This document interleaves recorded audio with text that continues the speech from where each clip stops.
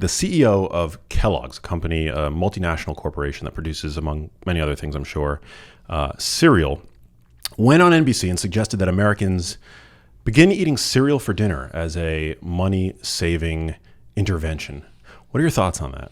Well, I mean, and I think other people have commented on this, but it's kind of reminiscent of, around the French Revolution when Marie Antoinette was allegedly said, let them eat cake, the poor people, just let them eat the cheap, stuff. And that's really what it is. I mean, it's we already have a huge issue with chronic disease. And I think the fact that we have all these very cheap, in some cases, good tasting foods that just provide poor nutrition, and this is just more of this, and so it's not doing anybody favors. I mean, we shouldn't be.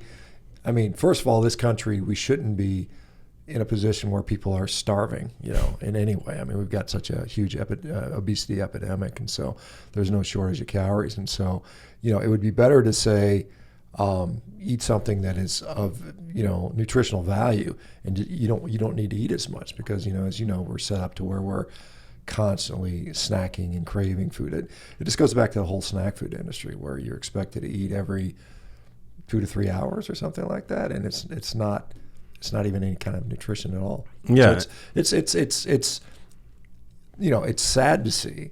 It's not surprising at this point. The USDA's was it the NOVA classification system where they came out, and the USDA came out saying that we're going to fashion a diet that's at least 81 or 80% ultra processed food, and they end up with 91% ultra processed food being a quote unquote healthy diet. So they've completely lost touch with what health is and nutrition is. Why do you think there seems to be so much infighting amongst quote unquote nutrition experts, particularly on social media, about the root cause of obesity? I mean, it seems pretty clear, like especially in a food environment where 60% of the calories that your average American is consuming is being sourced from these high margin, calorie dense, nutrient poor, ultra processed foods. Why do you think there seems to be so much confusion at the end of the day about what is driving the obesity epidemic? Well, I mean, obviously there's conflicts of interest, whether they're financial or ideologic. I mean, I think that really is what it is. As you know, I'm some guy that promotes eating a bunch of meat, and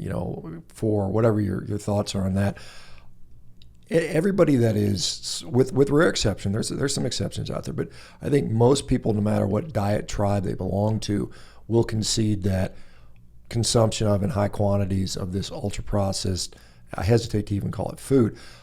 I thought the best sort of criticism, or not necessarily criticism, but the best way to think of this stuff is kind of like a recreational drug. I think some of these foods are literally at that level where they're just basically the same as recreational drugs. So I think, clearly most people, and there are some people that, it pains me sometimes, guys. I see some even physicians on social media saying that, this ultra processed stuff is not going anywhere. We need to embrace it, accept it. Maybe we can make healthy ultra processed food. And I think about what are the incentives for these companies that make this in the first place. They're not doing it to keep people healthy. They're doing it to keep people addicted, quite honestly. They want to sell as much as possible. So how do they do it? With obviously all these ingredients that make it just really hard to resist. I mean, I had a woman who worked as a food chemist for one of these major food companies tell me that her job literally was to addict people to food. And she had developed so much guilt about it. She said, I can't do this anymore. In fact, can I come work for your company, even for free? Because I feel so guilty about what I've done. So this is just, as you probably know, the back when we had the R.J. Reynolds and the big tobacco companies, and they kind of got shut down finally. In 1954, 45% of Americans smoked. Now those rates are down around 13%. But those same companies ended up buying up all these, multinational food companies, and it's the same playbook. It's the same. People addicted. Keeping people addicted, yeah. I mean, these foods, they definitely. I mean, I'm not a carnivore. I mean, I like to consider myself carnivore adjacent in that I'm fully aware of the nutritional value of animal source foods. But I find myself occasionally eating the odd ultra processed snack food, and I find them incredibly, even for me, who's aware of the potential health effects, health downsides of them, to moderate my consumption of them. They're literally designed to be overconsumed. Right. Yeah, they are. I mean, that is literally, you're right. They have scientists that do this intentionally. It's not even a mystery. It's not like, oh, we accidentally made it addictive. It's clear. I mean, you can go back to was it Lay's potato chips when what was the guy's name? He played the Cowardly Lion in The Wizard of Oz, and I'm blanking on his name now, but he was an actor that, it was 1967. He's dressed up as a devil. I bet you can't eat just one. And they're like, you can't just eat one. So you can't. Well, you're pretty famous on or infamous on social media and beyond for being an advocate for a diet that eschews most plant products, even fruit. And this is obviously the carnivore diet, and you work with a lot of people around the world, and I think a lot of the work that you put out is incredibly valuable, especially in a time where there's so much propaganda to the opposite, that we should be eschewing all sources of animal protein and basing our diets around these, ultra processed plant-based alternatives. But what would you say are the biggest misunderstandings about the carnivore diet that are perpetuated by current media narratives? Well, I think that, what I would say is, who can benefit from it and who's it appropriate for. And I'm a physician, and my goal is to take sick people and make them healthy, right? It's very different from taking healthy people and telling them how to eat for the rest of their life. So I think there's this like, well, he's advocating that people eat meat, and therefore everyone on the planet needs to do this, and people need to do it for the rest of their life. And I've never come out and said that. In fact, I routinely say that's not the purpose of it. So I think that, this characterization that, we're here for just eat meat for the rest of your life and everybody needs to do that. No, I think it's incredibly powerful for many people. I mean, there are a lot of sick people in this country. If you look at just the diabetics alone, 11% of our population, something like 38 million of us are diabetic, and then how many, maybe 100 million pre-diabetics. Autoimmune conditions now constitute anywhere between 22 and 50 million of us have autoimmune diseases, not to mention, I think between 25 and 30% of us have mental health disorders. So those diets can help those people. And what I routinely see is someone will do it for 3 months, 6 months, maybe a year. They get healthier, and then I literally tell people, see what you can reincorporate, because I do think it's important to do something that's long-term sustainable. There are going to be very few people that remain strictly carnivore the rest of their life. That's just the way. Now, some people do, and I'm not going to tell them not to do that. But, to sit there and say, I guess misrepresenting what I try to say out there. Now, again, we have as you know, social media is a place to be ridiculous, right? So you have people out there, the testicle king, you remember liver king, doing that's unnecessary. I mean, it's more for views and clicks than anything that you actually require. And so I always kind of, it's like with politics. You find the most absurd example, of somebody doing something crazy politically on the right or politically on the left, and try to paint everybody in that same brush.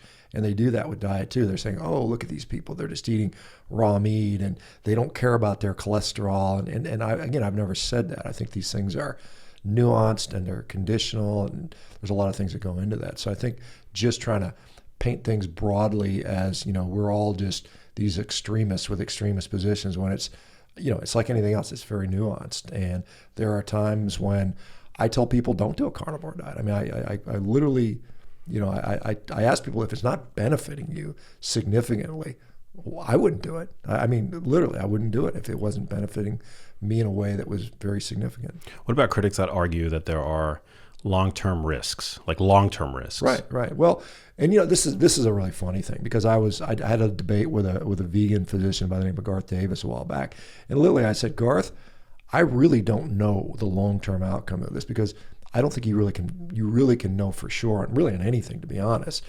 And just being honest, saying that, to do a study, like what study would be appropriate so that I could say definitively over a period of 40 or 50 years, you're not going to get heart disease, you're not going to get cancer, you're not going to just die early. And you think about how to design that study, you're like, that study's never going to get done. I mean, the best we can do is these observational data, maybe look at some biomarkers, which is really not good science. And I'm saying, based on what we know I don't know. I have no idea. I don't know what the long-term outcome is. I'm not really that interested in that. I'm really, again, as a physician, I train as a surgeon, and my issues were very acute. Some guy breaks his leg, let's fix his leg. Some guy tears his rotator cuff, let's fix his rotator cuff, something like that. So when I get somebody who's sick in front of me, maybe they've got MS and they can't get out of bed. Maybe they've got Crohn's disease and they're, 20 bloody bowel movements a day and their quality of life is awful. Maybe they have severe, just extremely bad mental health disorders where they can't function in life. And I can take them from that and make them better and get them a normal life again. To me, that's the important thing. And whether they live to 100 or 78 or whatever, I'm not as interested in that. So honestly, I'll just say it again. I have no idea. Maybe, I think there's some common things: avoiding ultra-processed garbage, not being obese, being physically fit, not smoking, not drinking to excess. Those things in general are going to probably give people a longer life, most likely. We can't say 100%, but certainly from a quality of life standpoint. So the arguments about, the longevity stuff, to me, I just kind of shake my head and say, okay, whatever, because there's a lot of longevity gurus out here that are saying, do this, and you're going to have a longer life. And I'm like, well, I'm waiting for the evidence. Yeah, where's the data there? I don't see anybody walking around at 120, jacked and tan, as Mark Bell and those guys like to say. I've just not seen that yet. And so until I start seeing that, I'm pretty skeptical about that stuff. So I'm really concerned about the here and now and in the short term, because ultimately, as a physician, that's really what they pay you for. It's like, hey, I'm sick, let me get better. And so we're so used to just putting people on medications, sometimes for the rest of their life, just kind of unquestioned. I did a funny little experiment the other day. There's this, I'm sure you're familiar with this whole lean mass hyperresponder, cholesterol up and down. If you're not, we can talk about Yeah, that. what is that? So there's a guy by the name of David Feldman. I think he's a software engineer. He's some sort of engineer. And about 10 years ago, he went on a ketogenic diet.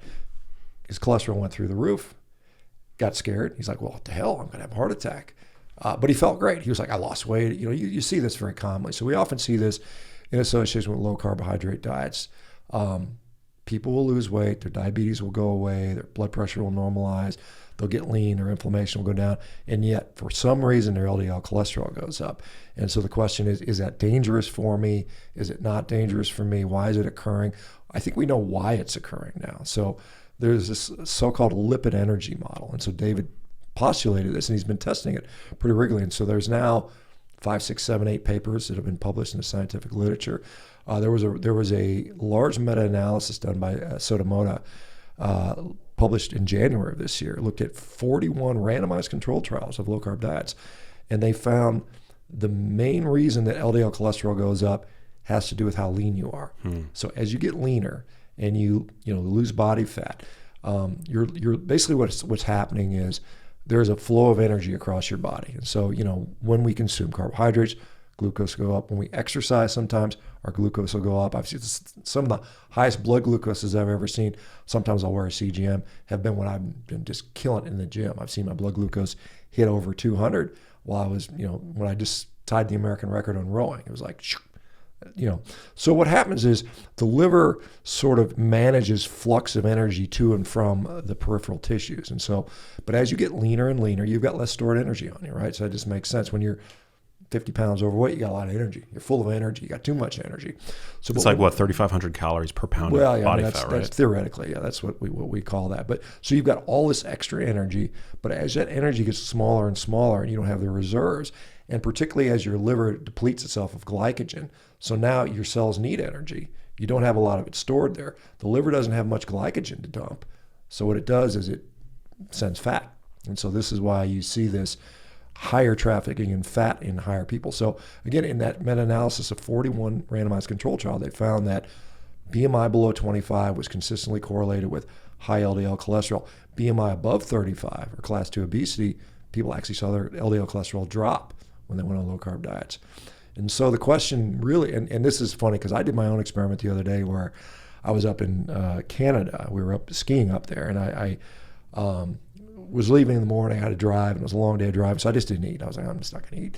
I checked my cholesterol on these home monitors, which are generally pretty accurate. They're considered between 92 and 95% act. So I checked mine, and my total cholesterol was 154 total, which is fine. No one would bat an eye at that. You wouldn't have any problem. So I fasted another 15 hours, 14 hours, and I did a workout. I did about an hour of pretty hard cardiovascular workout. I used up all my energy, right? So what does my liver do? It starts trafficking fat. And guess what my cholesterol was? Less than 18 hours later, it went from 156 to 346 total cholesterol. In a period of under 24 hours, almost 200-point change. So it just shows you how dynamic that cholesterol is. And so had I got my blood cholesterol drawn on the Monday when it was 156, the doctor would have said, no problem. But had I had it drawn on Tuesday when it was 346, they would have said, oh my God, let's put you on a statin for the rest of your life. You need to go to the cath lab. So it's kind of crazy how we make lifelong decisions regarding health and maybe drugs that we take for the rest of our life based on a single lab setting. And so that is, I think very, very interesting. So incidentally, here's another study that's going on. It's being done here in UCLA at the Lundquist Institute by a guy named Matt Budoff, who is considered one of the world's leading authorities on something called CCTA, or coronary CAT scan angiography, right? So what they do is they inject contrast dye, they take a high precision CAT scan of the heart, and they can look for calcium, soft plaque, anything that's in the blood vessels. And what they did was they took 100 people that were on ketogenic diets that had just ridiculously high LDL. Well, we're talking 300, 400, 500, 600 LDL. And they'd been on it for an average of 5 years of really, really high LDL cholesterol.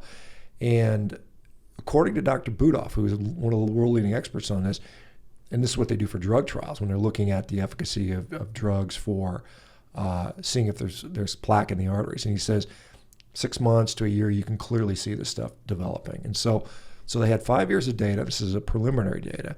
And they published it, and what they found was the people that had high LDL cholesterol, but didn't have any diabetes or obesity or anything like that, hypertension, had low triglycerides, high HDL, they had no more plaque than people with low cholesterol with the same sort of health markers. In fact, they even had less. And so they just finished collecting the data. We're March 1st today.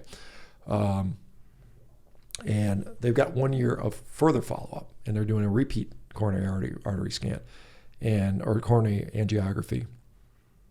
And the data's not released yet, but likely what it's going to show is those that had plaque did not progress or even regressed, or maybe had minimal progression. So we're going to see some interesting data about that. So the standard answer is, if you talk to most people that are lipidologists, cardiologists, they'll say heart disease is a function of how much ApoB that you have over time, particle number times time. And that's the end of the discussion. Whereas there's a dissenting minority that says, wait a minute, perhaps that's subject to modification. Perhaps there's things that either mitigate or exacerbate that, which is, I think, pretty clear. There's a great study out of Denmark, the Western Denmark heart registry study, where they showed that if you had a 0 CAC score, coronary artery calcium test, then whether or not you progressed to have a cardiac event, heart attack, stroke, revascularization, or sudden death was completely unrelated to how much LDL you had. High LDL, low LDL, it mattered not at all if your CAC was 0. Now, what did matter was diabetes and smoking. So we may find out that it's more nuanced than we think it is. And this is why we'll see, like for instance, there's a drug class called the SGLT2 inhibitors. What they do is they take, if you have high blood glucose, usually a diabetic drug. So if you have high blood glucose, what it does is it causes you to pee it all out. So there's, within the kidney and the nephron, there are, tubules that will secrete sodium and then reabsorb it, or secrete glucose and reabsorb it. And this interferes with that, so you just pee out all the glucose, right? And so what happens is that causes decreased cardiovascular risk, right? Which it kind of makes sense. Glucose is lower. But guess what else it does? It raises your LDL cholesterol, but it still decreases your cardiovascular risk. So you're like, wait a minute, what's going on here? What's the most important variable here? So I think, in my view, the way I look at it, because when there are people within the low carb community that says LDL cholesterol doesn't matter, just ignore it. It's a non-factor. I certainly don't feel confident enough to take that position. But what I will say is I think it's a dependent variable. So it's like, could your cholesterol be high and you not have heart disease? Well, yeah, we see that all the time. So what are the variables that determine that? And I think we're getting closer to seeing that. So it's it's interesting to see how things develop. But there are people that are out there saying, the science is settled, which is a very unscientific sentiment, right? Right. Science is always evolving. We should always be asking questions. There's a fellow by the name of Chris Gardner. I don't know if you know Chris Gardner. That little twins movie that the Netflix displayed. Stanford researcher. Researcher, yeah. So Chris has said, I think it's unethical to study a carnivore diet. And I'm like, there's already like literally probably hundreds of thousands of people that are doing it. So it's unethical not to study it, in my view. I mean, we have people doing it. We should study it and see what's happening with those folks. So hopefully we'll start to change some mind. And I'm actively behind the scenes, hopefully getting some research done. I'm working with a bunch of research groups and funding organizations to make those happen. So hopefully we'll have some more data on this. So what are the strongest arguments that proponents of the lipid, like cardiovascular disease model, use to vilify LDL cholesterol? I mean, is it fair to say that at the population level, high LDL is associated with higher risk for cardiovascular disease, but kind of similarly, I suppose, to when you zoom out and you look at the population level and you say who's consuming more meat, who's consuming more processed meat, there tends to be a whole lot of healthy user bias in the sense that they tend to smoke more, they tend to be more sedentary. So in that population, you see higher LDL. Of course, you're going to see higher rates of cardiovascular disease. Yeah, I mean, I think on a population level, with taking all comers and just averaging everybody out, yes, higher LDL cholesterol clearly associates with greater cardiovascular risk outcomes. I mean, that's pretty clear. Now, the question is, what population are you studying? It's like, for years we used to study men and women as a sort of just a total group together. And then we start to find out that, wait a minute, women sort of display disease a little differently than men do, particularly even around cardiovascular disease. And so we're starting to see, hey, maybe there's nuance to this, which I think there is to everything. And so it's very difficult to develop cardiovascular disease if your LDL cholesterol, or your more appropriately your ApoB is really, really low. And some people are advocates for that. They're like, let's get ApoB down to what it is when you're a newborn baby, and like 20 to 40 milligrams per deciliter, which is like a 1-year-old infant that breastfeeds. Within about 13 weeks, their cholesterol goes near to 200. Their total cholesterol is at 200. And are you telling me that a baby shouldn't breastfeed now because it's bad for them? I mean, it just doesn't make sense. But this is kind of a crude analogy, but it's like, if we lower the cholesterol so low that no one's going to develop heart disease, applaud. But what negative things might happen? To me, it's like saying, I really, really don't want to have a sexually transmitted disease, so let's just lop off my penis and I'll be done with it. I mean, yeah, it'll work, but is there some negatives to that? And so, because they'll use this sort of genetic disorder called A-beta lipoproteinemia, where people just genetically have very, very low cholesterol and they don't die abnormally. Where there are some potential risks with that, but that's like saying a genetic disorder is the same thing as an environmentally induced something. And I don't know you can make that argument accurately, because there's a lot of things that happen either environmentally or genetically, which may be very different. There's all these pleiotropic effects that occur. So you're saying in a healthy population, we really have no idea what a quote unquote normal level, a non-neonate newborn level of cholesterol might do in terms of their cardiovascular risk to somebody who's on a high quality diet. Cardiometabolic biomarkers all within the normal range. We don't know, because most people, the cohort in which this is usually studied, and we see these huge epidemiological studies come out, it's a very unhealthy population, representative of the American public, which is clearly a very unhealthy cohort. Yeah, I mean, the American public these days is, as you know, we've got studies out there showing that the vast majority of us are metabolically unhealthy. I mean, our BC rates are 42% last check. It's probably higher after COVID. It's probably closer to 45 to 47%, and we've got 70-something% overweight. So we don't have. I mean, we just don't have a lot of data on healthy people. That's not the population of interest in most studies, because they're like, well, we don't care about healthy people. We care about sick people. So if you're in the rare person is actually healthy, overall, it's hard to say for sure what's going to happen there. So like I said, I think I can't say definitively that you can ignore LDL cholesterol if you're on a low carb diet and you're not diabetic and you don't smoke and you're lean and you're fit and you're normal blood pressure. I don't think we're at a point where we can say that yet. I'm sort of cautiously optimistic that we might be able to with some of this more data that's coming out. Do you think there's any merit, were one to attempt a carnivore diet, to calibrate that diet so as to be lower in saturated fat? I don't know, lower in animal fat? I mean, yeah, you can. I mean, obviously eat leaner cuts of meat. I mean, this has been the sort of the USDA mantra, lean, because it's always, lean beef is part of a healthy diet, right? That's been USDA, approved language for a long time. And it's interesting because as I try to get funding for some of these studies, I went to the beef industry and I said, hey guys, a carnivore diet would be very, very helpful for the beef industry. And they really were not interested, which really shocked me. And and I've had subsequent discussions with them, and we may be able to start to turn that around a little bit because they see the value in maybe showing this as a therapeutic option. But one of the things they're constrained by, so there's this checkoff program: beef checkoff, chicken checkoff, dairy checkoff, egg checkoff. There's and sugar checkoff, wheat checkoff, corn checkoff. All these commodities, which the USDA promotes, their job is to promote commodities in this country to keep the farmers basically, farming. They're not allowed to disparage anything else. So if you produce beef, you're not allowed to say beef is superior than chicken. You're just not allowed to say it. You can't say beef is better for you than sugar. It's banned because you participate in this checkoff program. So it's hard to really do that research. Remember, the USDA, who sets our dietary guidelines, their job is to promote commodities. Yeah. And it's like, well, where's all the corn and the wheat and the sugar and the soybeans? It's all going into processed foods.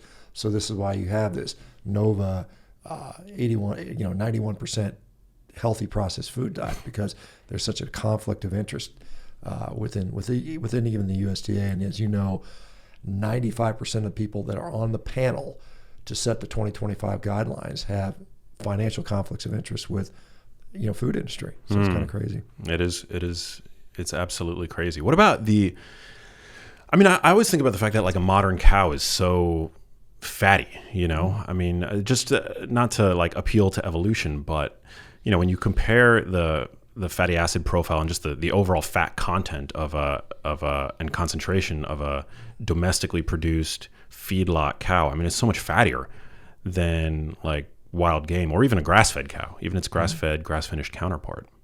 Yeah, that's true. So it's interesting, because when we look at, I mean, if we accept an evolutionary model, I know there's people that 6,000 years ago the Earth was created when God said so type of stuff, but if you accept there's an evolutionary model, and we look at the long period of the time that humans have been around. Now, human beings, as technically go back about 3 million years, back to Homo habilis, and then Homo sapiens 300,000, something like that. And it's all during these sort of ice age times, and we were hunting up until about 80,000 years. There's a really nice paper called the Trophic Level of Human Beings, or something like that. It was put out by Mickey Bendor, Rafi Sertoli, and Reina Barca back in 2021, I believe. Great paper talking about the evolution of humans and all the stuff that points to what we used to eat. And it's clear we hunted these large megafaunal animals. A lot of these so-called proboscideans, which are long snout, elephants, mastodons, mammoths, and other big animals. And they had a lot of fat on them. They had much more fat than the modern cow might. So, you think about it when we're trying to fuel ourselves. I mean, if you're going to go low carb, you need to eat more fat. If you're going to go low fat, you need to eat more carbohydrates. I mean, you need energy from something. So presumably, at least some of us were eating a relatively high fat diet, mostly animal products, probably supplemented with berries and stuff like that when it came in seasonally, particularly in the cold weather. And that persisted until about 80,000 years ago. And then as all these megafaunal species die-off occurred, either through overpredation or climate changes and things like that. So then you have the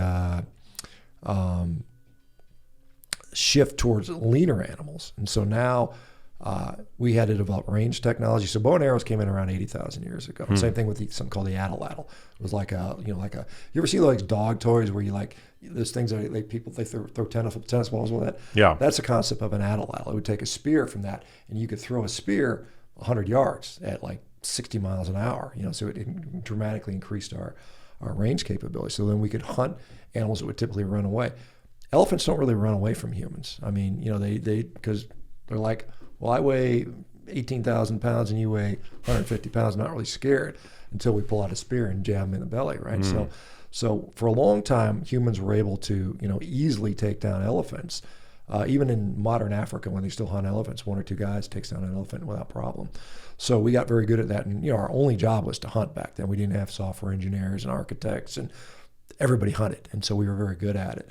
So we did that, and then we basically, knocked off all the animals that were really fatty. And so now we have to chase around smaller game that are leaner, right? And then we still need energy. So where are we going to get the energy from? Well, we're either going to, consume some of the viscera where there's a little fat, maybe the brain, maybe the bone marrow, and eat more carbohydrates. And so this is where we started becoming more gathering, and then eventually agriculture circa 10, 15,000 years ago. And so this has kind of been the overall evolution. And so I think when we compare modern food, even to like comparing it to 5,000 years ago, over the long game, it's still not quite accurate. That's why when you look at these sort of modern hunter-gatherer populations, they're nowhere close to what we might have done, 150,000 years ago, where game was much more plentiful. I mean, all these indigenous tribes are living on the outskirts, right? They're the best territory we've taken. We've developed it. We've kind of ran off. I mean, you look at the poor Hadza right now in Tanzania. I mean, they used to hunt rhinos and elephants. Now they're running around scrounging after baboons. I mean, and baboons don't have a lot of meat on them. They're lean, so now they have to supplement. So I mean, I get the thought of like these cows are unnaturally fat. We intentionally fatten. We breed them they're genetically bred to be fattier. They are, they're fed to fatten them up. There's all kinds of efficiencies have gone into modern agriculture, for good or bad. It provides us more, more calories, I guess, for the resource input. And I guess this is something that comes up all the time. Well, can you eat stuff from the grocery store that's been in the feedlot and get healthy, or should you stick to grass-finished, regeneratively raised animals? It's very controversial, and all I can do is say we don't have any good studies yet. I mean, there's clear studies that show that this is another interesting thing. And I know you like to talk about different phytonutrients that are important, and I think they can be polyphenols, tannins. There's a whole the various different things that come carotenoids in, carotenoids and whatnot. But that actually shows up in meat. It's surprising. There's a nice paper that Stefan Van Vliet put out back in, I think, around 2020, and he was at Duke. He's now at Utah State, I believe, showing that particularly grass-finished animals, particularly animals that have a diversity of forage, they have an abundance of phytonutrients. We just don't think about them in meat, but they're there. Also in a very bioavailable form. So you can actually get a lot of polyphenols from eating a well-pastured animal. So it's one of those things. This is one of the reasons when we hear about the benefits of these products, and you're like, well, you're not getting that in an all-meat diet. I'm like, are you sure? Because there's a lot of those in there. And in fact, a cow has a much greater diversity of palate than what you and I can do. Even if I was a vegan, I couldn't eat everything a cow could eat because it would make me sick. But these cows can ingest this, and so they possibly get even more of these quote unquote healthy phytonutrients that I couldn't get through consuming them myself. Because why can't humans eat grass? There's plenty of grass. I mean, it'd be great if we could. Well, partly because of the silicate content. There's all these silicates in grass, and basically what happens, it would tear up our gut.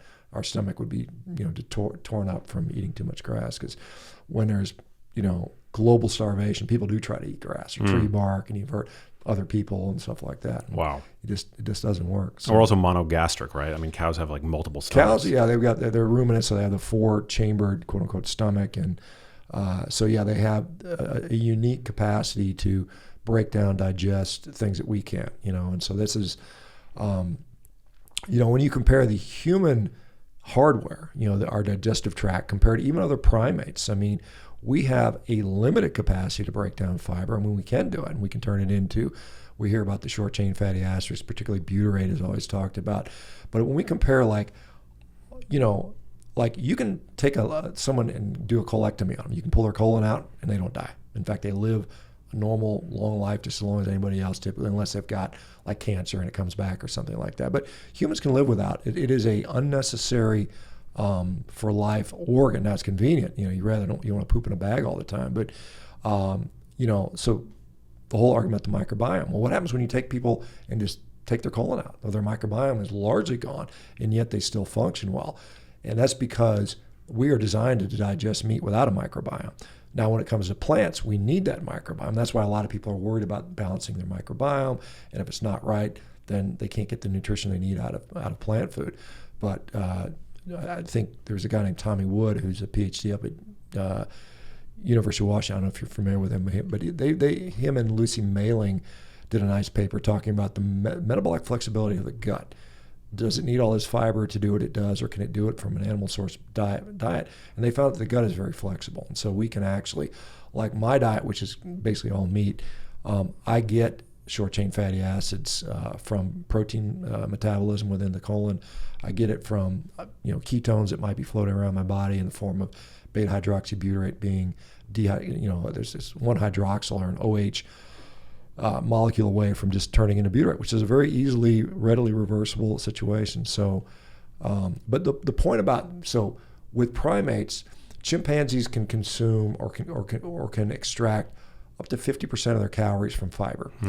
Humans, based on the data that's been done, is between 4 and 10%. So, like if you eat 2,000 calories a day, the most calories you're going to get from fiber might be 200. That's one of the reasons why fiber is good for weight loss for many people, because you're eating all this fiber, you're not really extracting much energy from it. It provides some level of fullness. You know, you have these mechanoreceptors like, oh, I'm full, I can't eat anymore. But it's not nutritionally that rewarding. And I think, like, before nutrition was invented, like we go back 100,000 years ago, no one knows what vitamin D is. No one knows what protein is. I mean, no one knows about any of this stuff, right? You would just eat to obtain energy. So what would you eat? Well, if I got a big fatty animal, I'm going to eat that because I know I'm going to get a lot of energy from that. There's some fruit, I'm going to eat that. Humans are, in my book, The Carnivore Diet, I literally say humans are omnivores. I mean, that's clear to me. Now, we're opportunistic omnivores. We're going to eat whatever available.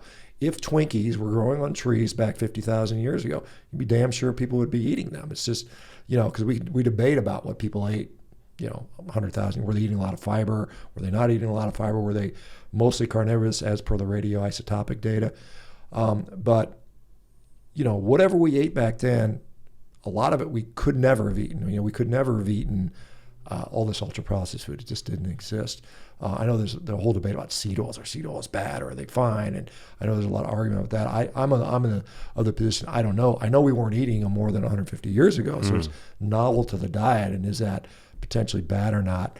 That's for debate. I mean, there's people that are clearly wanting to avoid. I would say that if you avoid seed oils in your diet, you're going to basically cut out almost all ultra-processed food. So I think ultimately that's a good thing, whether it's a marker of ultra-processed food consumption or is it inherently damaging itself. I know there's arguments on both sides, and I'm not smart enough, to say I know for sure. And I think I like to say this: I don't know a lot. I don't know the answer definitively, but I do know that I'm getting people healthy by removing ultra-processed food, by providing them high-quality protein, high-quality fats, and some people with gut issues. A carnivore diet is incredibly powerful. I mean, I know there's people outside, red meat rots in your gut, and it's complete nonsense. I mean, you talk to anybody that's ever been in a GI suite where they do colonoscopies. You think about, when was the last time you went and flushed your poop down the toilet and saw a hunk of meat in there? It's like, if it ever happens, something really bad's going on. Right? Yeah. So, I mean, but you'll see fibrous stuff and undigested cellulose vegetation all the time. So meat does not rot in your colon. That's completely nonsense. Yeah, I love that you can say, I don't know. I mean, to me, that's the sign of somebody who's ultimately trustworthy. I mean, we have a lot of self-purported experts now on social media that are seemingly never willing to say, I don't know. You don't do a lot of the fear mongering against, like, I love one of the many things that I love about your approach. It doesn't seem to be dogmatic in the sense that you're not like, I've never seen you shirtless in a supermarket, saying that, like, claiming that broccoli is killing you, that it's poisonous or whatever. And I mean, I personally enjoy the occasional broccoli, but I think, like, one of the things that I appreciate so much about your work is that you're really just putting the spotlight on the value of animal source foods. And also, a lot of the vegan zealots on social media, they tend to perseverate on the purported risks of eating animal source foods, but they never seem to be as forthcoming with the risks of their own diet. Right. Like the risks associated with veganism. Right. Well, which are many. If you were to say, okay, I accept that there's some people that feel better on a carnivore diet. Maybe they've got Crohn's disease and it's really helping them, right? And you say, well, and I've interviewed, hundreds, if not thousands of people now that have done this diet. And I asked them that. I'm very specific about that. I said, what about if there's a cardiovascular risk? What if you've increased your risk for heart disease by double? And almost without exception, almost all of those people will say, I really don't care because I could never go back to the misery that I was living in before. So I think that's important as a physician to take into account, an individual's desires. And you can say, well, maybe we can mitigate that by putting you on a cholesterol lowering drug, perhaps. Maybe we can, adjust the diet in some way, some shape or form. But, what I always tell people is, if you're going to accept this risk, then at least, verify, like get some imaging, get some cardiac imaging from time to time, see what's going on. That's what I do for myself. When I was 51, I got a CAC score after I've been on carnivore for a couple of years. It was 0. Great. Good for me. I'm happy. I'm low risk. I'm going to repeat that again probably this year and see if it's still 0. Hey, good for me. If it's not 0, then I'm like, well, maybe I need to reevaluate things. But I think, because with say plant-based diets, vegan diets, we know that particularly with regard to bone health, we've seen countless studies. I mean, there's probably 10, 15, 20 studies now that show that plant-based diets, particularly vegan diets, dramatically increase the risk of osteoporosis, osteopenia, and also fractures, particularly hip fractures. And yet I don't see people calling for regular, bone scans or things like that, or, DEXA scans for these folks. We know that there is certainly a clear association between plant-based diets and mental health disorders. I mean, we see depression, anxieties, things like that. I've seen a lot of gut issues cropping up with these folks. I mean, a lot of them end up coming to carnivore, and it's kind of weird because they're just willing to do extreme diets. They're like, well, if this extreme diet doesn't work, I'm going to go over there and do the other ones. And the people in the middle, why not just do a healthy omnivore diet? It's a funny discussion. But so they like they said, I mean, obviously we know the nutritional deficiencies that are known, B12 for one. I mean, I don't even think even the most, outside of a few exceptions, we'll say that B12 is not a necessary supplement. But I think even beyond that, I mean, there's all these conditionally beneficial things. Carnitine, there was a nice study out of Stanford in 2008 that showed that people that had low carnitine levels were more likely to develop major depressive disorder. And where do you get carnitine from? You get it from eating meat, particularly red meat. And while we can make some of it, we can't make enough in sufficient amounts to sometimes stave off depression. And so like I said, there are limitations for that. And I think that a lot of people, they will just think it's all upside and no downside. And, obviously you would say, well, if I just ate an omnivore diet, I would solve both of those issues, which may be true. And it's certainly, like as I sit there thinking about Chris Gardner telling me that a carnivore diet is, you should never study that. And I'm like, well, why is that, Chris? Well, we know about saturated fat and lack of fiber and all the vitamin C. And I said, well, what if we just have them take a multivitamin, do carnivore diet, have them take a multivitamin so they don't get a quote unquote vitamin deficiency and study them in that way. And I think there's sort of ways around that. But yeah, I mean, there's a lot of people that are the science is settled. I know it all. And I don't know that I'll ever make that comment that I know all the answers. And the only thing I know, and I've said this many times, the only thing I know with 100% certainty is I'm wrong about something. I don't know what it is yet, but I'm sure we'll find out over time.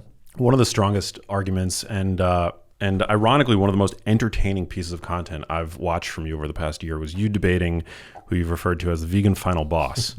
To me, that was one of the strongest and most visceral arguments in favor of, at the very least, omnivory, because of the very clear mental health dysfunction that at least I was perceiving in my non-expert, non-psychiatrist, non-psychologist, from my non-psychologist vantage point.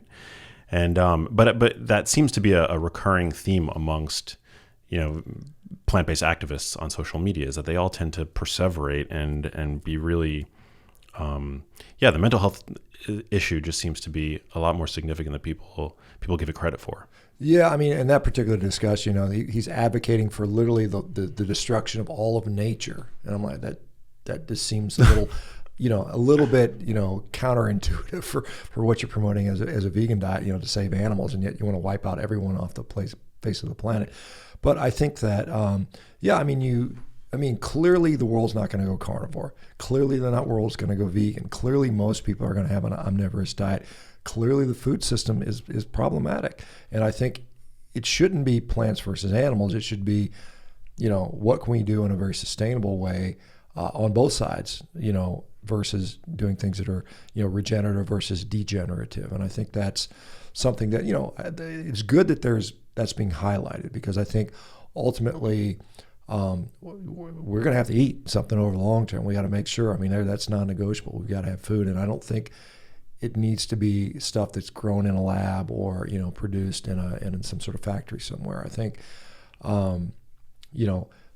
this is a really, obviously there's a lot of people concerned about climate change, climate activists and things like that. And many of them think that much would be solved if we just got rid of all the domestic cows and chickens and sheep and goats and pigs and perhaps horses and dogs and cats. And but that's clearly, one, it's not going to happen. But two, it would not solve the problem anyway. So we have to figure out, how do we make these systems better? And I think the reality of the matter is we're always going to be eating animal products. I think that's the reality. I think we should accept that, and then just figure out what's the best way to make sure that happens, and keep it decentralized. That's another thing that's really concerning. We're seeing a lot of people concerned about, like in the Netherlands, 3,000 farms are at risk of being shut down due to nitrogen fertilizer, climate concerns, and everybody's protesting like crazy about that. But in the United States, since about the 1970s, we've had something like 600,000 ranches go out of business. That's a lot, 600,000. We had about 1.3 million cattle ranches back in the mid 70s. We're down to like 700,000 now, and every year something like 20,000 go belly up. So, and we're still producing the same number of cows. So what's happening is these big corporations are just buying them.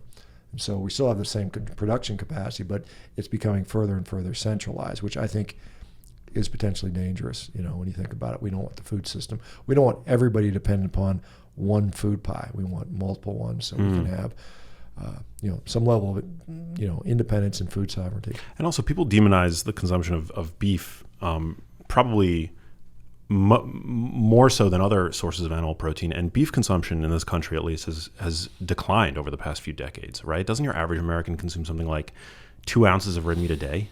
Yeah, so we're at about 52 pounds a year annually. It's down from about 96 pounds back in, I think, 1977 is when we peaked. We had 130 million head of cattle back in the 1975. We're now down to about 90 million. So our consumption of red meat, particularly beef, is down around 40% over the last 50 years or so, right? And that's gone down, but diabetes has gone up, obesity has gone up, chronic disease has gone up, autoimmune disease has gone up. Almost every chronic disease has gone up, even though our beef consumption has gone down dramatically.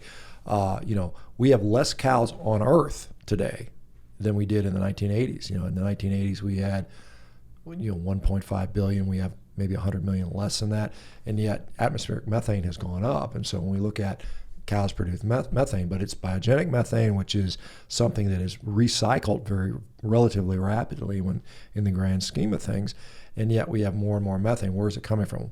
Well, we see it from wetlands. We see it from fossil fuel production. We see it from hydroelectric power. We see it from all these different various sources. Rice production, termites.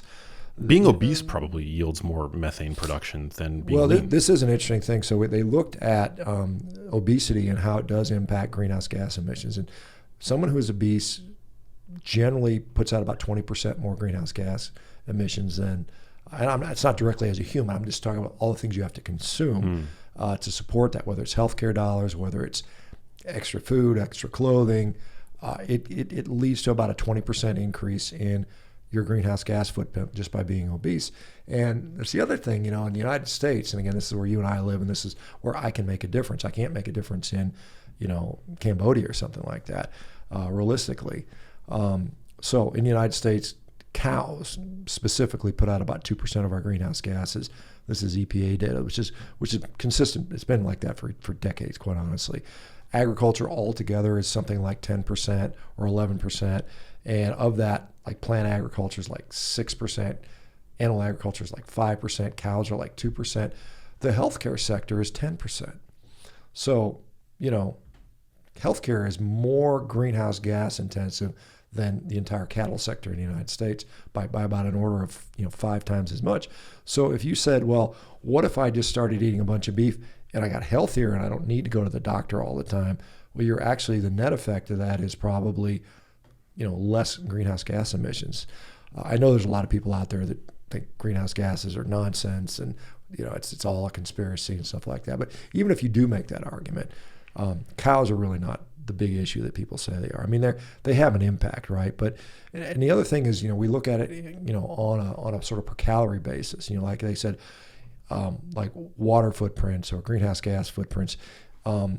If we just say how many calories we can produce, well, one of the most efficient crops to produce on a calorie basis and a resource basis, water, greenhouse gases, is sugar, right? So it would just well, let's just make a bunch of sugar calories, right? We can get a lot of people calories, but guess what?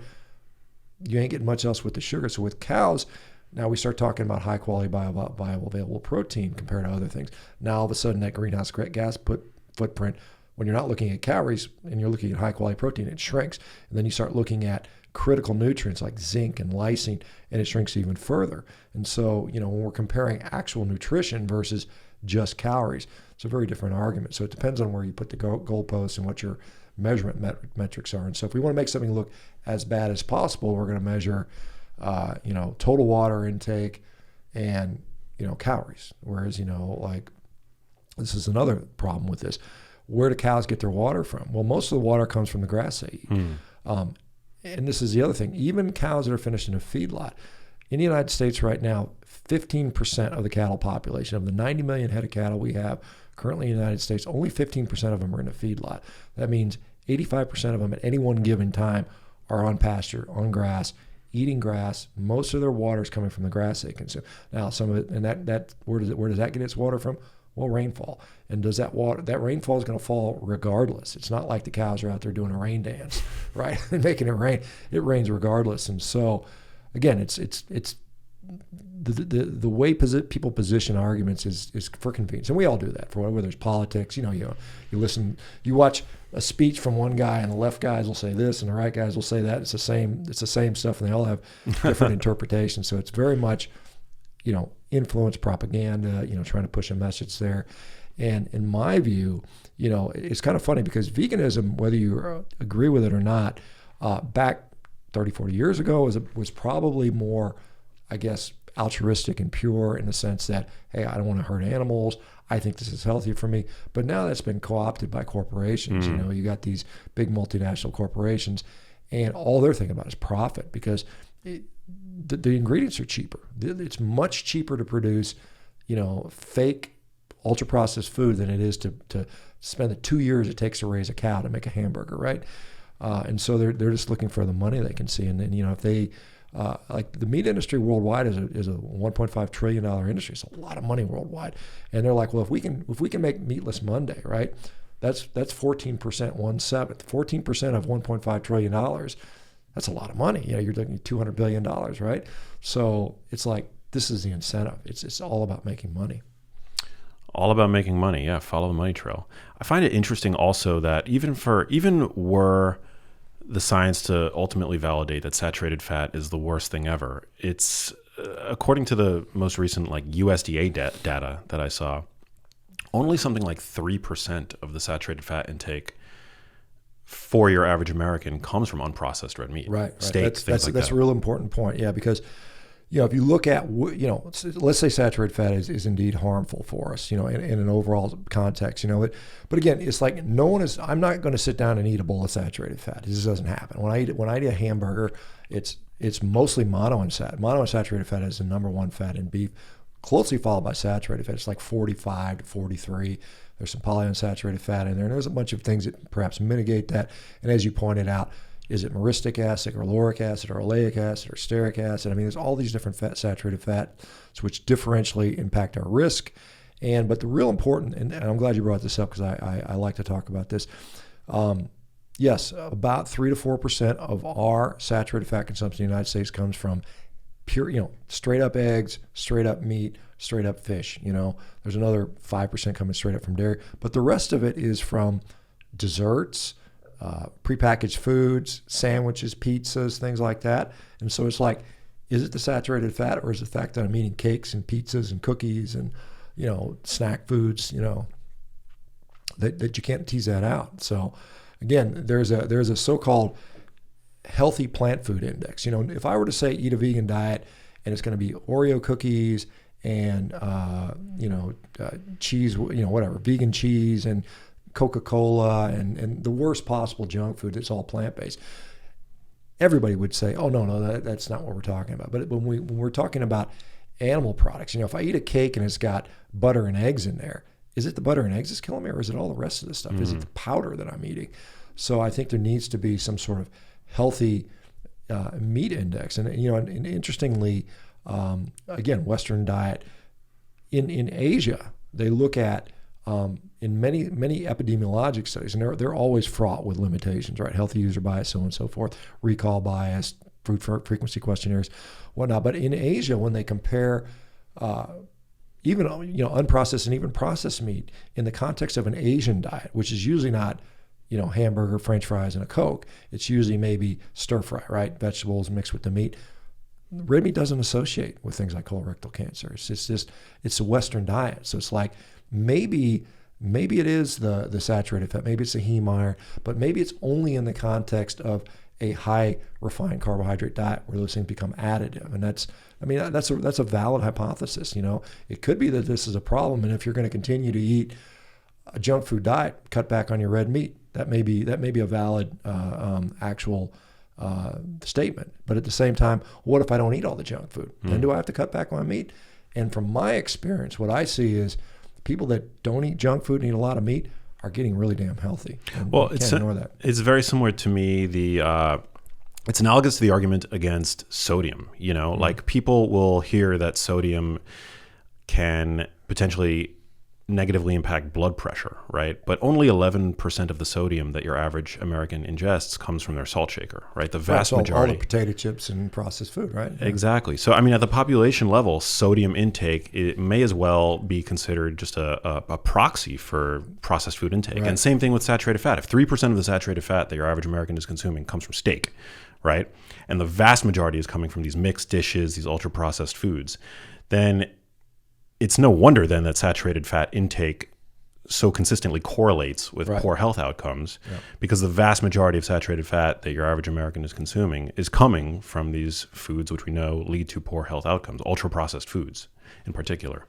Yeah, that's exactly right. And it's I think a lot of these things, and I know fiber is one of those sort of topics where clearly it helps people. In a population setting, there's clear data that people that eat more fiber, particularly when it comes from whole grains, fruits and vegetables, have better outcomes. Whole grains actually probably more so, believe it or not, than the fruits and vegetables, at least in some studies.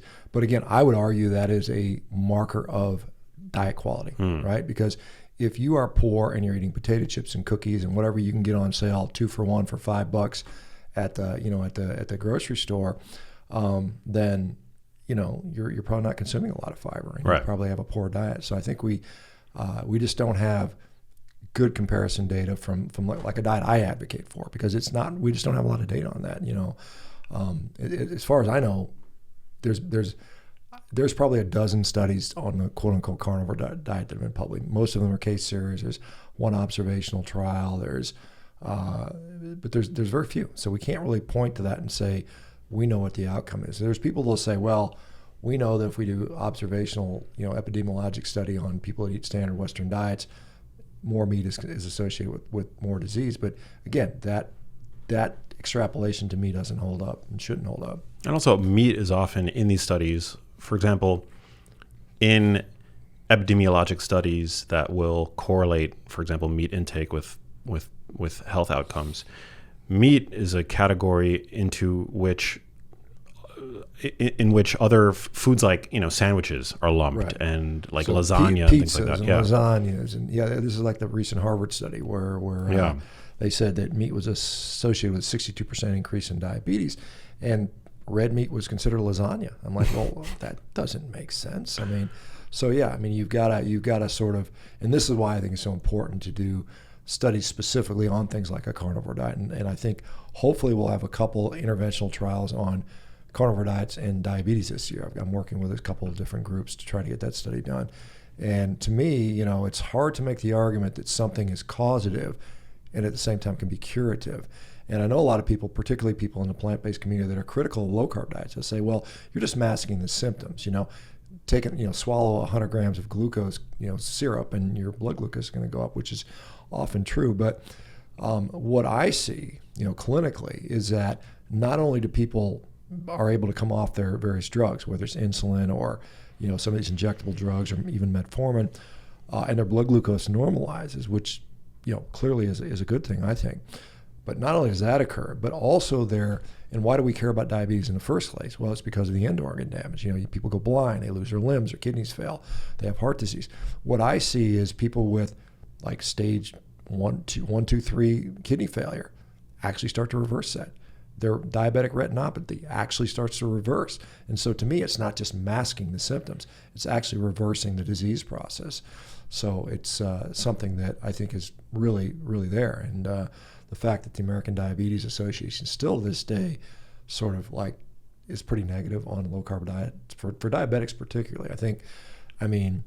There's certain diseases out there. I think Crohn's disease, ulcerative colitis, first thing I'd do is put somebody on a carnivore style diet. That to me would be a no-brainer. I think somebody who's a diabetic should probably pursue a low carb diet, but that's still considered controversial. How do we fight back against anti-meat propaganda? Well, what we're doing now in a way, just keep talking about it. It's this is not something you're not going to have the president of the United States, go behind the microphone and say, eat more meat, go low carb or anything like that. That's never going to happen. We're not going to have pharmaceutical companies are going to research it. We're not going to have the AMA promoting that. So it's going to come from grassroots. It's going to come from, not to play politics now, but we saw what happened with Bud Light when they went through this, whole kind of crazy stuff, and a lot of people boycotted them, and then they lost, billions of dollars of value. So we still have an effect on the marketplace. Now we're not some $1 trillion company that has trillions of dollars of assets. Those guys have unlimited power, and we can't make them go away, even though they may be preying upon us. But what we can do is drive them one direction or the other. So we have ways to make a change. And I think, if you want to see, like, I know I've talked to, Will Harris from White Oaks Pasture, one of these regenerative ranchers, and he's right, if you ask for it, that will be provided. So I think we just have to consistently, like the stuff with Beyond Meat, Beyond Meat, despite literally, tens and hundreds of millions of dollars of investments from venture capitalism and, a lot of money being spent, celebrities, you got Kim Kardashian, pretending to eat a Beyond Meat burger, all this stuff going on. Despite all that, everybody's rejecting that, and I think that's just what we have to do. We have to say, I guess there's certain of that's meat eaters saying, I don't want to eat this garbage, I don't eat the bugs or whatever. But we have to do the same thing with the ultra processed stuff. We just have to finally say enough is enough. I'm tired of being poisoned. Do better, food industry. And I think eventually they'll have to. Either that or they go out of business. So I think it's up to all of us to start saying, look, I'm going to, maybe cook at home more. That is a lost art. You think about it, I remember there's a funny little study that was done a few years back, and they said cereal consumption is going down among like the millennials and Generation Z. why is that? Are they waking up and saying cereal's not healthy? No, it was because it was too much work to have to wash a damn dish. Because you got to pour cereal and some milk, and then you got to wash your dish out. They wanted a package they could open up, throw it in their mouth, and throw it away. So they're getting so far removed from how to feed themselves, And so I think, if you're a parent, teach your kids how to cook. I mean, all my kids know how to cook. That's something they know how to read a label. They understand. Again, your kids are being messaged to 24 hours a day, 7 days a week on television, on social media, driving them to this ultra-processed nonsense. We have these influencers, that are just showing this stuff. And it's cool to eat junk food, or, you got these people that are morbidly obese now that are being, kind of celebrated in a way. And I think you have to just say, look, that is, we have to unbrainwash our kids, and I've got 4 children. And so that's a start, but it's an uphill battle, but I think it's a winnable battle. Totally. Is there anywhere where have you changed your mind over the past couple of years? Well, I mean, more so on the side of exercise. I think that is something. I'm kind of a hardcore guy. I like to lift heavy and train hard and sprint hard and that type of stuff. And for a long time, even when I was practicing as a surgeon, I would kind of sort of look down upon my patients for not busting ass, right?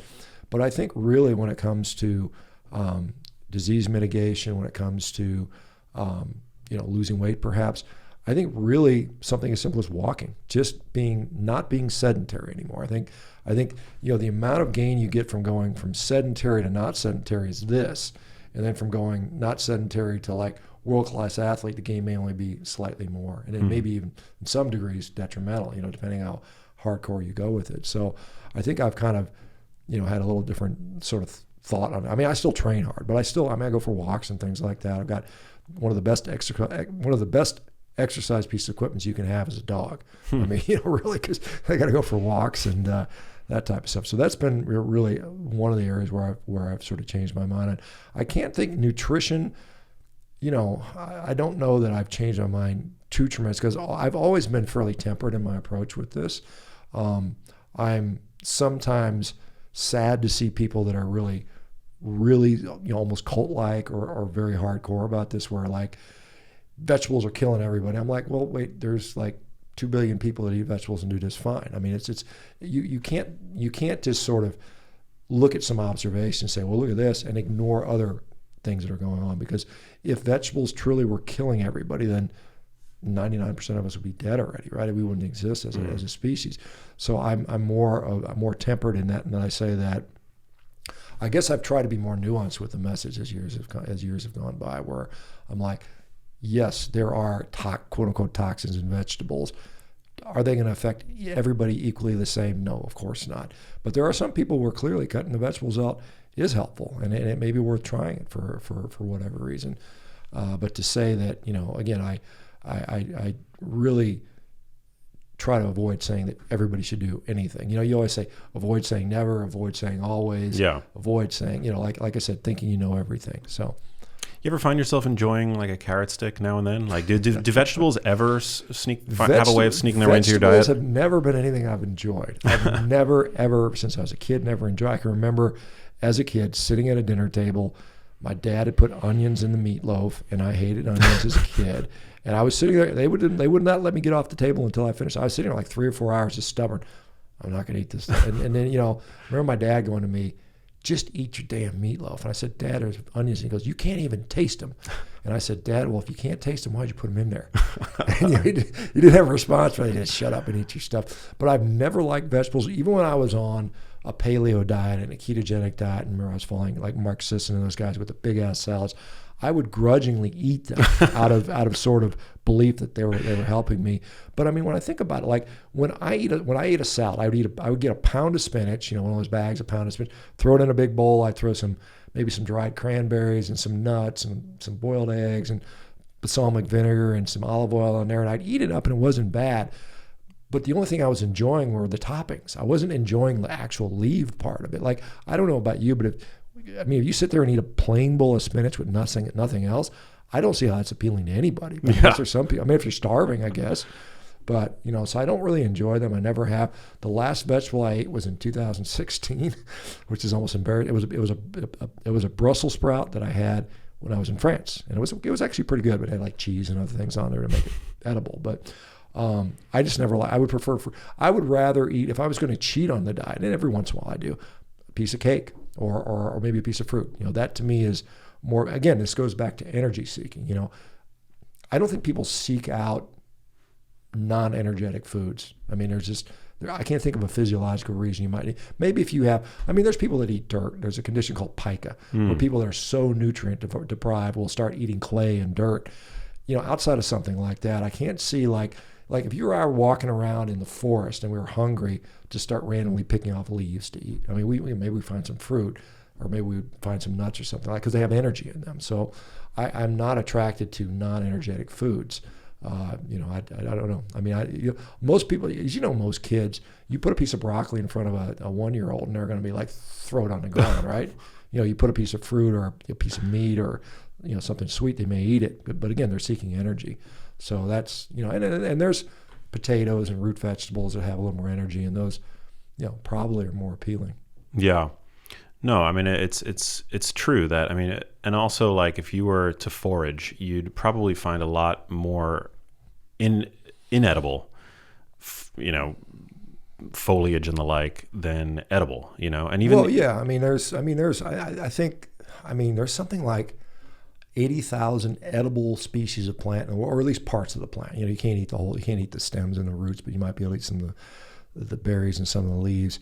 But the vast majority of foliage out there, like if you were to walk around the neighborhood right now and start picking leaves off and eating them, we would get very sick, and some of them might even be poisonous and kill us. So I'm just wondering like how we discovered, like who was the original like guy that they said, hey, Grok, go over there and eat that leaf and see what it does to you. Because the process had to have occurred. Maybe we watched animals and we said, well, that animal ate that, he didn't die, so I'll try that thing. But yeah,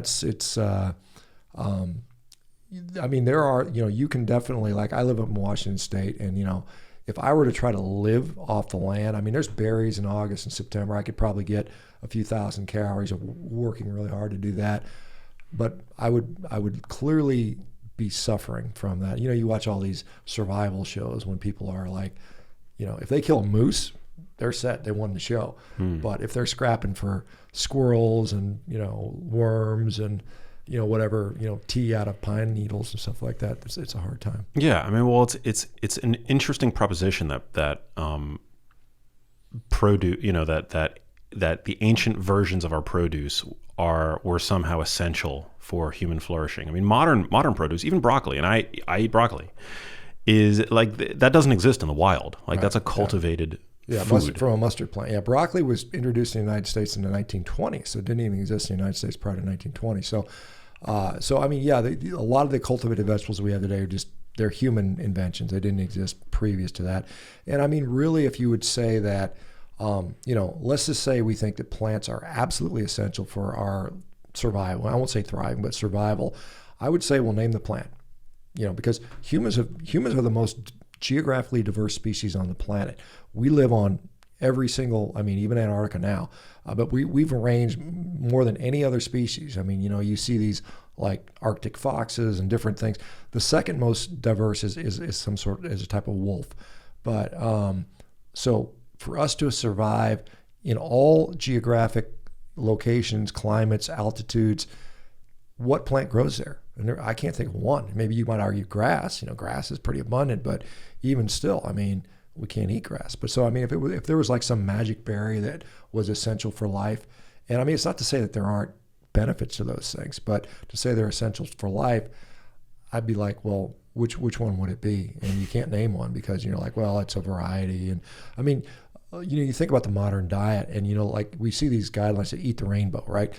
Eat a little blue foods and red foods and yellow foods and the carotenoids and all these various compounds.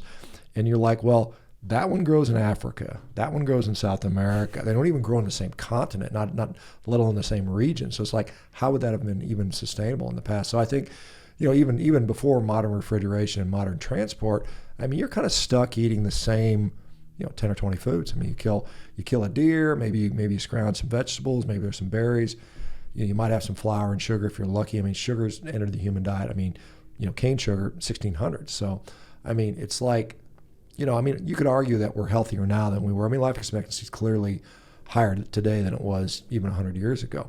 I think most of that comes from modern sanitation, maybe the advent of antibiotics, and and just more access to nutrition. So I mean, it's interesting, because I mean, in Canada they have, you obviously have the indigenous populations, the Inuit, and in Nunavut, they have their Canadian food igloo. They call it the food igloo to be kind of politically correct with the folks up there, and it's like got bananas and mangoes. I'm like, those things don't grow up there, So it's kind of funny how we've kind of just sort of assumed that this sort of magic, the magic things that are there that I'm like, how would that have been conceivable even 200 years ago? It's just like, what could you have eaten? And I mean, there are people, I mean, clearly, I mean, Benjamin Franklin lived into his 80s. I mean, we got the Greek philosophers, someone like Aristotle, those guys were like 80s. So clearly humans have lived a long time without the access to the eat the rainbow stuff. So, I just kind of question those things. Definitely makes you wonder. So for Shawn Baker, is it all beef all the time, or do you eat chicken? Do you eat eggs? Do you eat seafood? I eat mostly beef. I think I'd be accurate to say 95% of my diet is pretty much beef. Now I just got back from fogo de chao, and I had some pork and I had some lamb, and actually the lamb was better than the beef today, quite honestly. It was quite good. We had a lamb picanha, which is something I never had before. That was really delicious. I eat some seafood. I eat some eggs. Last night I had a dozen eggs for dinner. I mean, I'm staying in a little hotel and I just cooked myself. Most of it's beef. I will from time to time go through egg phases where I'll eat some eggs. From time to time I'll throw some dairy products in there, whether it's a lot cheese usually or some kind of like yogurts, Greek yogurts, things like that. And then once in a while, and I mean very once in a while, we're talking a couple times a year, I'll have a piece of cake. I'm just like, F it, I'm just going to eat a piece of cake. And it's like, I mean, I'm at a point where I'm a pretty disciplined guy anyway. And it's not like, I know there are people out there that if you give them permission to eat, and that's why I don't show it, because I don't want people saying, well, I'm going to try a piece of cake. And then they 6 months later, they've gained 50 pounds. I mean, food addiction is a real thing. I mean, I think it clearly is. I mean, some people would estimate about 14% of the population is a food addict, which kind of mirrors alcoholism. Alcoholism has the same level of prevalence. And for those people, again, you would not treat an alcoholic by telling them just, have a couple drinks on the weekend. I mean, that just doesn't work for those people. So you need a period of abstinence. And this is why I think carnivore has been uniquely successful in that regard, because even compared to a ketogenic diet, because, like the physio, it's just a ketogenic diet without the leaves, but I think it's, it really, that period of abstinence, and it's very black and white. It's like, it's very straight. Whereas you're on a ketogenic diet, you're like, well, if I shuffle my macros this way and that way and artificially sweeten these things, I can make a cheesecake that fits the macros type of thing. And people sort of just kind of, give themselves reasons to still continue to eat poorly. So it's that I've been doing, this is my 8th year doing this diet. As I've been very public about it. I'm always eating steaks on camera. I'm clearly eating a lot of meat. I mean, and for good or bad, either it's going to kill me or it's not. But I mean, I honestly just enjoy it. I'm the few times I've deviated from this and had, gone eating dessert or some pieces of fruit, I really haven't enjoyed. In fact, I'll tell you, it was, we're talking about this lipid energy model where, if your cholesterol goes really high because you're low carb, theoretically, and what happens practically is if you add carbs back in, your cholesterol will drop because now your liver glycogen is filled. So I said, well, I'm going to do an experiment. And for a week, I ate apples. I ate 100 grams of carbohydrates in apples, which is about 4 apples a day. And for the first 2 or 3 days, I was fine. By about day 4 or 5, I was like, my stomach's just a little bit, not bad, but just like I could feel it was like a little bit inflamed. You got that just subtle, and I was like, I don't want to do this anymore. I didn't. The enjoyment lasted for me for about a day or two. I was like, I get to eat some apples. They're juicy and sweet and delicious. And then by about day 4 or 5, I was like, not really that. I'm not really enjoying this anymore. So I just have gotten to the point where, I enjoy the hell out of a steak. I mean, they're good. I mean, I think there's people ask me about that, and I said, well, it's because you're a human being. I think it's sort of viscerally satisfying in a way that other foods aren't. Other foods, certainly you tickle your taste buds. A lot of people really get a lot of emotional satisfaction from varieties of foods and preparing. I mean, I used to be that way. I like to, because you like, particularly when you're cooking for somebody else, you want to make this really elaborate recipe and, and really try to play with things, and you have a good experience about that. But at the end of the day, I guess I've gotten lazy. I'm just like, let's throw a steak and eat it, and it's what works for me well. Yeah, it's like the Steve Jobs wardrobe approach, but right, with food, right? With food, is, like decision fatigue. There's not much decision. Mine is like, do I want one steak or two steaks? And that's about the extent of it. From the standpoint of like physical performance, though, I mean, you're obviously incredibly strong. You're way stronger than I'll ever be. But I mean, do you ever feel like you perform at such a high level now with steak? Are you curious about, well, maybe if I add in some like white rice before my lift, it's like maybe I'll be even stronger. Maybe I'll have an even better pump. Maybe. Yeah. Well, I think in the short term, that's probably valid. And I used to play with this when I was on a ketogenic diet. I would do, there's targeted ketogenic diets and cyclic ketogenic diets where I would carb load. I would do 6 days on a ketogenic diet, and then one day I would add carbs in there. And I mean, I would say at best a very modest improvement in my output. But I would pay for it, and then my stomach didn't feel very good.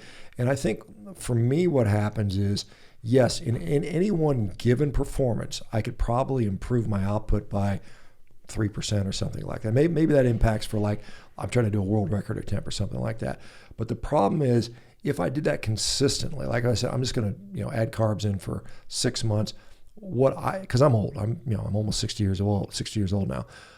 I feel it in a way, like my knees start hurting, my back starts hurting. I feel a little more inflamed, and then my motivation wanes. It's just like, well, my knee hurts. Do I really want to squat today? I'm like, maybe I'll do something a little less intense. And so it cuts back my overall like progress in long term.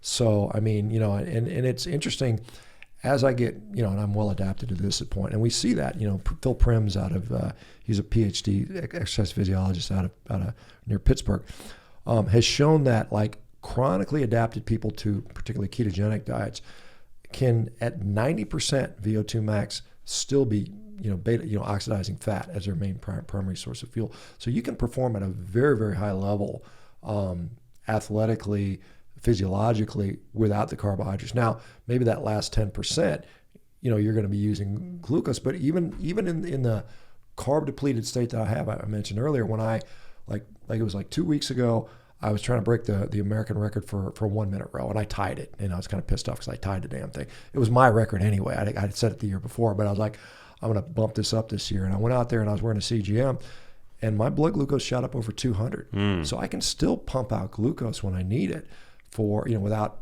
consuming it. Now, again, if I were a CrossFit athlete and I were doing 3 or 4 WODs a day, workouts of the day, or I was a marathon runner, I don't think I would do particularly good. But I mean, for my purposes, lifting weights, doing some stuff, maybe doing some heavy sets of deadlifts or rowing, sprinting, maybe doing some jujitsu, 1 class a day. I don't need the carbohydrates are probably going to provide minimal overall benefit for me. That makes sense. You've taken up jujitsu. I have, right? Yeah. You recently hurt your neck or something. Yeah, you were public about that. Yeah. So how's that healing? Yeah. So it's essentially healed. I'm going to go. So right now I'm going to break some rowing world records. I want to run a 400 meter run at 250 pounds, sub 60 seconds. That's sort of a goal for me at 57.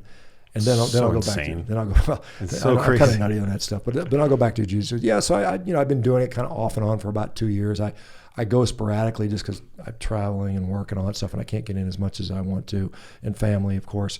So I was just kind of, going at a no-gi kind of a wrestling class, and I was with a pretty good collegiate wrestler, pretty big guy, and we were wrestling. He got behind me and he drove me forward, and I landed on my head, and my, all my weight plus his 200 plus pounds came out of my neck, and my neck flexed under me, and I felt like, something happened, and it didn't hurt really bad, but I was just like, whoa, stop. And then I went back and finished the night, and then I came back the next night and wrestled again, and I was still fine. But then I woke up the next day, and literally my arm was like burning on fire. It was extremely painful. My fingers were numb. It turned out I'd herniated my disc between C6 and C7. I ended up getting an MRI about a month into it because I was like, it's not going away. And, over the next 2 or 3 months, it improved. I got some weakness in my tricep. I could tell when I was doing like certain exercises, my right tricep was significantly weaker than my left. But I've kind of rehabbed it. I'm back to normal as far as strength. I've been strengthening my neck specifically. And the only thing, I still have a little bit of numbness in this finger, but I plan on going back, and just getting after it because I enjoy it. It's a lot of fun. Yeah. Have you ever looked into any of these new regenerative medicine technologies? I know, like you're an orthopedic surgeon, stem cells, anything like that? Yeah, it was kind of funny because I don't know if I was on Rogan again recently. I saw that. Yeah, I loved it. Back in November. You were great. So it was kind of funny because the first time I went on Rogan back in 2017, talking about this all meat diet, he looked at me like, "You're fucking nuts." He's like, yeah, I could just tell. He's like, "This is a wacko dude, right?" And so I went on this time, and he was like, "Man, dude, everybody I put on a carnivore diet gets better." He's very much a pro carnivore guy now, so it was a very different experience. But the reason I went on this show is because I think Joe follows me on my social media, and I had talked about my neck injury, and he saw that and said, "Hey, dude, why don't you come out to Austin, Texas? We'll do a podcast, and I'll hook you up with some stem cell guys." So I did that. I did the stem cells. Whether they helped or not, it's really hard to say because at that point I was 3 months out, and I was already like 95% better anyway. So I can't really tell. And I mean, to be honest, at least from the American Academy of Orthopedic Surgeons, their position is stem cells are kind of like, we can't say they work. Now, again, there's a little bit of conflict of interest in there because if the orthopedic surgeons say stem cells are great, then people are going to not go to the orthopedic surgeons anymore. So there's a little bit of conflict in there. But I mean, from my standpoint, I can't say I noticed some huge benefit from that because I was already there. I mean, I was already pretty much recovered. And they were like, "Well, you need to like lay back off your training for a good month." And I'm like, I can't do that. I just can't. I can't.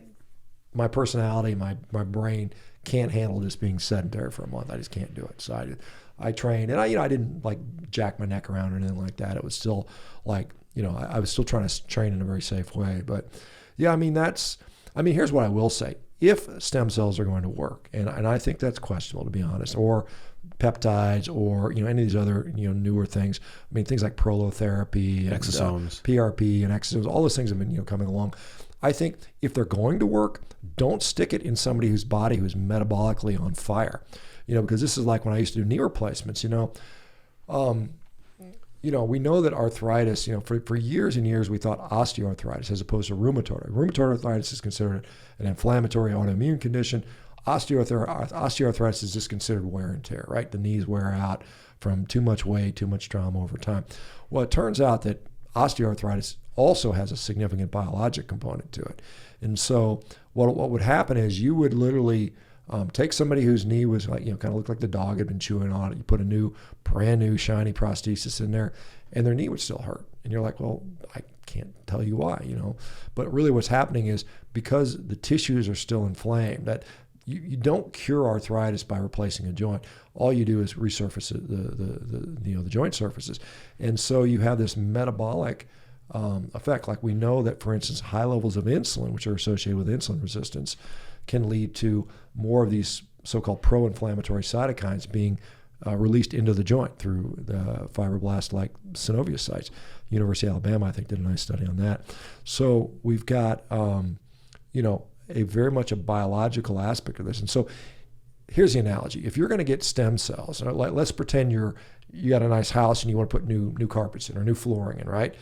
And you're like, well, I'm going to put some new floors, but the house is on fire.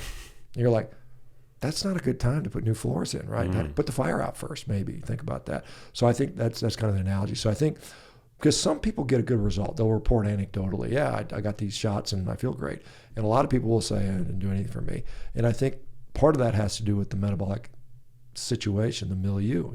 Don't put new floors into a burning house. So if you're going to pay all that money, $8,000, $10,000 for some kind of stem cell injection, make sure you fix your damn diet and fix all those things first.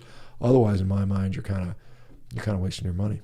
Do they just do IV stem cells for you? Do they inject them into the disc? So they can't inject it in the disc. I don't think legally they can do it in the U.S. right now. I think you got to go to like Panama or Mexico or something like that. So they were local area and then also IV. That was the story with that. So, but because one of the concerns around injecting into the disc itself is, let's say it leaks out of the disc and it ends up in the spinal cord, and then you get like growth of osteophytes, and then you've got, instead of just regenerating, nucleus pulposus cells or, disc cells, you get osteophytes or bone spur cells growing. And then you're like, okay, now you got a bone spur in the middle of my spinal canal. That's not a good thing. So there's some concerns around, intradiscal injections. And we've had that. We've had disc injections for various, disc and vertebral body injections for a while now. And they've, when they leak out, it's a problem. Like there used to be like this procedure called a kyphoplasty, when someone would break they'd have a compression fracture of their spine, or like an osteoporotic fracture, like an old lady would, and you see the people that are really kyphotic, where they walk around like they're hunched over. And a lot of time they've got a lot of compression fractures. And so you could go in there and kind of plump those things back up by injecting actually cement. We take, orthopedic cement inside the vertebral body, and you would just kind of take it from being flat and you could push it back up. And that worked okay, but sometimes they would leak out and that would be a real problem. Wow. Good to know. Super interesting. Yeah, I've got like chronic low back issues, and so I've been kind of toying with the idea of getting some stem cell work done myself. But it's lower. It's like, for me, it's between L5 and S1. And so as far as I know, the spine doesn't go down, the spinal cord doesn't go down that far. Yeah, so there's something called we've got the cauda equina, which is, there's this so-called horse's tail. Like the cauda equina means the tail of the horse, or the caudal end of a horse, the back end of a horse. And so you got the conus medullaris, which is the termination of the spinal cord, and then you've got nerve roots that hang down past that. And so, it stops short of the end of the spinal canal. Food for thought. Super interesting, dude. Well, this was super fun. Thanks for coming out. Likewise, yeah. I'm glad to be here. Yeah. Again, I'm a big fan. Love your content, and it's just. I see you like pro meeting it, so that's good. I mean, yeah. Like I said, at the end of the day, I don't really care who goes carnivore. I mean, I think hopefully, whenever I'm done, with my try to save the world type of thing, people will realize that meat is not killing us. It's a health food, and we should probably be eating more of it, not the less of it, which was clearly what we're being told. I think that's a lesson. And I think the other thing that, again, if we look at the diets that commonly help people, what do they have in common? Well, it's probably the exclusion of all this ultra-processed garbage that we're feeding ourselves. So if people just take the message, stop eating as much ultra-processed garbage, and if you want to, consume more meat, I think that generally would help a lot of people. And I agree with that. I agree. So I know you do. Thanks for doing what you do. Yeah. And just one last question for you, but before we get to that, where can people find you on social media, and how can they support your work? Yeah. Oh, yeah. I should. If you indulge me in this. Yeah. So my social media, Shawn Baker, 1967 Instagram. On Instagram, I'm S Baker MD. On Twitter, I'm YouTube Shawn Baker MD, and I think also on TikTok. But the other thing is Revero.com. So one of the problems we have with the healthcare system is that it's very reactionary. It's very much symptom management. You go to the doctor. Doc, why do I have Crohn's disease? Well, we don't know. Maybe it's genetics. Who knows? What do I do about it? Well, you just take these medicines the rest of your life. I mean, that's literally the modern healthcare system in kind of a nutshell there. And so we started a company, Revero, and so we're licensed in all 50 states, and we take very much a root cause approach. We support people to make dietary changes. I mean, some people will get a carnivore diet. Not everybody. It's not pure carnivore, but some people will use that. And we have we have physician teams, coaching teams. We have technology. We do daily feedback through biomarkers, whether it's glucose, ketones, weight, blood pressure, things that we can measure and we respond to on a very real time and rapid way, in order to really like that initial scenario. Why are you sick? I don't know. And what can I do about it? You can take the drugs that I have to prescribe for you. That leads to dependence, disempowerment. I mean, because it's very disempowering to think I've got a disease which I don't know why it's even there, and I don't know. The only thing I can do is depend on this guy to give me drugs. You go from that scenario to saying, hey, look, there is a reason for you to have this particular condition, and there's something you can do about it, and that becomes very empowering, and it makes you independent. And so I think that's super important. So that's Revero.com. We had like 8,000 people on the waiting list. I mean, we've got a huge demand for that, which shows people are hungry for that. I mean, I think a lot of people are frustrated with the healthcare system in general. I mean, I think we see that with like these weight loss drugs, Ozempic, right? Yeah, just keep eating your garbage and take your drugs. Well, that's going to be it's going to be a short-term gain with, I believe, a long-term, negative outcome. Yeah, totally. And I also want to commend you because I know that you are actively out there trying to push the science forward on this topic. Like, you're very pro-science in the sense that, like, I know you're trying to get funding for all these various studies, and I think that's awesome. I think that needs to be done. I agree. Yeah, that's why I am. Like I said, I think it's unethical. I mean, it's unethical not to study this at this point because so many people are doing it anyway. I think for my purposes, because I deal with a lot of people, I would like to have more information so I can say, hey, this is appropriate, this is not appropriate, take these precautionary measures or not. And I think that's why we do need to get this research done. And I think, honestly, I think meat is being improperly vilified. And I think it's for, not altruistic reasons, but I think for nefarious reasons. I think it's more about making money and not saving the planet. Amen. Couldn't agree more. What does living a genius life mean to you? Oh, goodness. Living a genius life. That's your thing, isn't it, Max? Yeah. Well, I think it is, again, what I mentioned is taking responsibility. I mean, not depending on other people. I mean, you can collaborate with other people, but to sort of outsource your health, for example. I think, when we come to what is a point of life? I mean, not just a genius life, what's the point of life? Well, you should have some sort of enjoyment, and hopefully you're accomplishing things.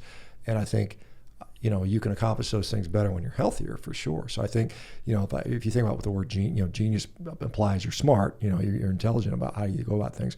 I think being healthy is one of those prerequisites.